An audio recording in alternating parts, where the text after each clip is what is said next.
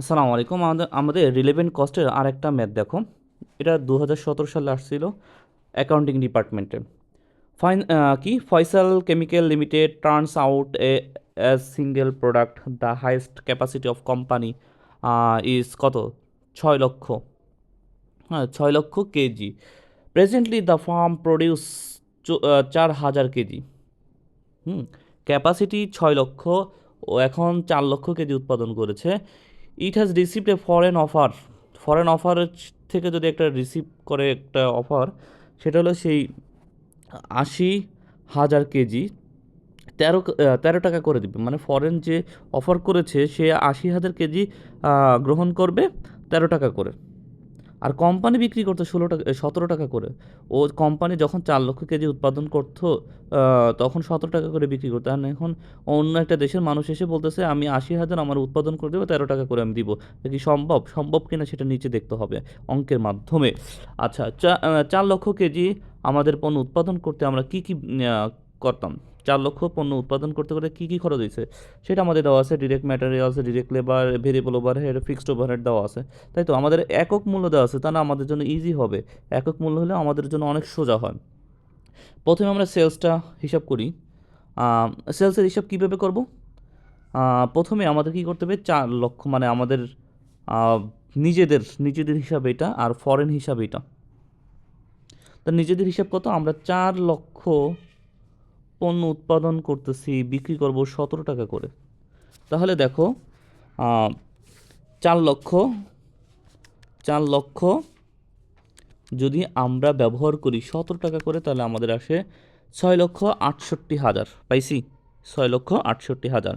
আর যদি ফরেনের কাছে 80,000 বিক্রি করি 13 টাকা করে, তাহলে আমাদের আসে 10,40,000 আসতেছে। আচ্ছা, আমাদের শেষ সেলসের কাজ। আমরা এখন ভেরিয়েবলের কাজ করব। ভেরিয়েবলে যখন আমরা পার ইউনিট পাইছি, আমাদের জন্য অনেক সোজা হয়ে গেছে অঙ্কটা। দেখো ভেরিয়েবল কি? Direct materials, direct labour, variable, এই তিনটা আগে নিয়ে আসি। এই জানছি, ইজি নিয়ে আসলাম। তার একক মূল্য নিয়ে আসবো, একক মূল্য সব নিয়ে আসলাম, মানছি। এখন একক মূল্যায় না, এই 4 লক্ষর সাথে সবগুলি গুণ দিব। 4 লক্ষের সাথে 6 গুণ দিব। 4 লক্ষের সাথে 6 গুণ দিলে 4 ছক 24 লক্ষ। তারপরে 4 লক্ষের সাথে 3.5, 3 3 4 12, 12 তিন কত, 4 লক্ষ আছে না? 4 লক্ষ গুণ দিব আমরা 3.50-এর সাথে, আসে কত? 1,40,000। এই যে 1,40,000 না, 14 লক্ষ, হ্যাঁ আসছে। তারপরে ভেরিয়েবল কত? 3.25 ছিল, 3.25 গুণ দিব কত? 3 2 5, আচ্ছা দিলাম। তাতে 13 লক্ষ টাকা আসে, তাই তো? আর সব ভেরিয়েবল যোগ করে এখানে বসাই দিলাম। দেখো, এই হোম মেকারের ক্ষেত্রে, হোম মার্কেটের ক্ষেত্রে যা হবে, ফরেনের ক্ষেত্রে তাই। এই ইয়া ভেরিয়েবল যে ডিরেক্ট ম্যাটেরিয়াল ছিল এটা 6 টাকা, আর এই 80,000 গুণ দিব, তাহলে আসে কত? 80,000 আমরা যদি গুণ দেই 6 টাকা করে, আমাদের আসে কত? 4,80,000। সেই 4,80,000। হুম, তারপরে 3.50 দিয়ে গুণ দিব আমরা কত? 40,000, 80,000। তা আমার আসে কত? 2,80,000। তারপর আমাদের কি বলছে? 3.25 গুণ দিব এই সে 80,000, গুণ দিলাম, কত আসছে? 2,60,000। 2,60,000 শেষ। আমাদের টোটাল ভেরিয়েবল কস্ট ফরেনও বের করলাম, হোমও বের করলাম। এখন আমাদের কন্ট্রিবিউশন মার্জিন চলে আসি। কন্ট্রিবিউশন মার্জিন বলতে কি বোঝাচ্ছে? আমাদের এখানে অনেক কিছু করছে, এত কিছু করার দরকার ছিল না।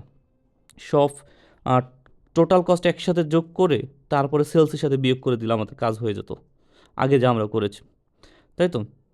টোটাল কস্ট যদি পারতাম এরকম হয়ে যেত। আচ্ছা, এখন আমাদের এখানে কি আছে? কন্ট্রিবিউশন করছে কি ওরা 51 থেকে এই 68, অর্থাৎ এই যে লেখা দিছে 1 আর 2, অর্থাৎ 1 আর 2 বাদ দেওয়ার পরে আসতেছে এই টাকাগুলি চলে আসতেছে। এখন আমাদের ফিক্সড কস্ট কত ছিল? 1.75, তাই না? এই 1.75 গুণ দিব আমরা কত?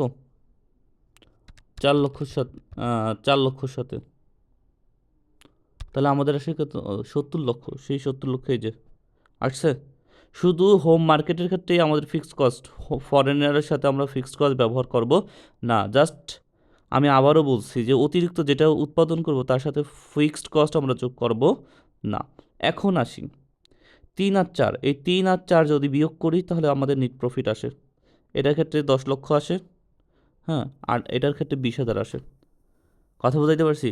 তাহলে আমাদেরকে অবশ্যই গ্রহণ করা যায়, the foreigner offer should be accepted because it will increase profit by 20,000। তাই তো?